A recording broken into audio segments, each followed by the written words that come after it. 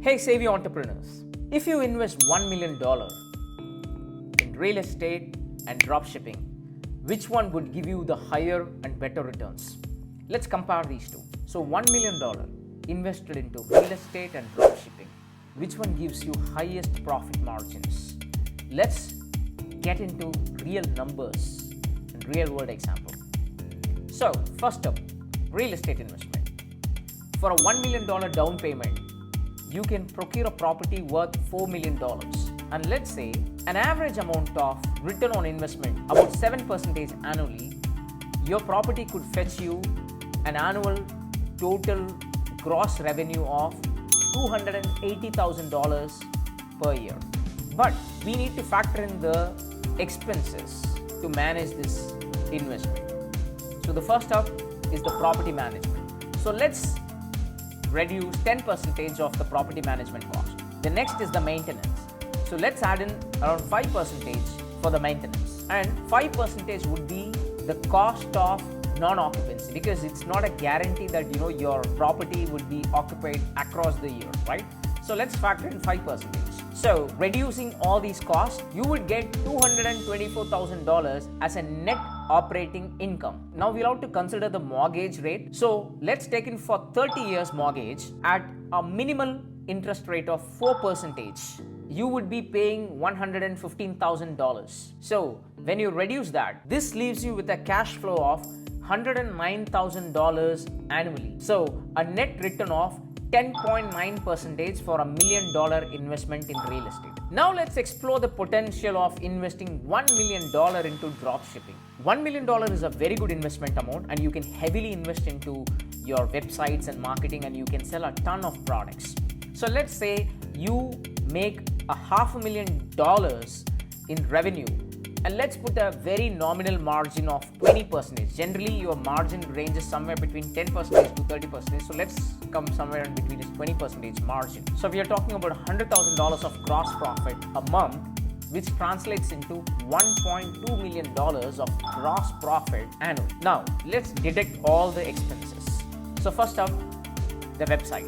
So you can invest on a very good website. A $5,000 website is a good website, even though you don't need to have such a great website, but still, because dropshipping is all about your website and your marketing and all these things. So let's factor in $5,000 for the website, and we are adding $7,000 for the maintenance of the website for 1 year. So totally $12,000 for the websites and the maintenance for the first year, which is a very, very good investment. Then next, we will reduce the marketing cost of 15%.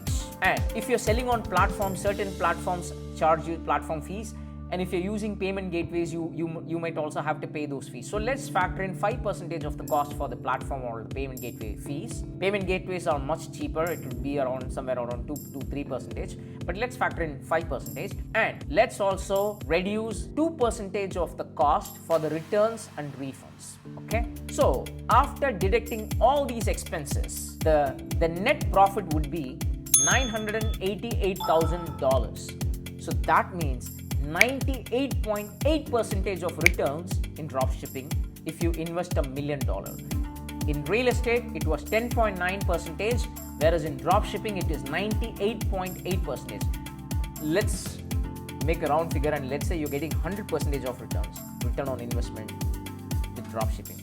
Whereas in real estate, you get approximately around 11% return, which is also good returns, in the market.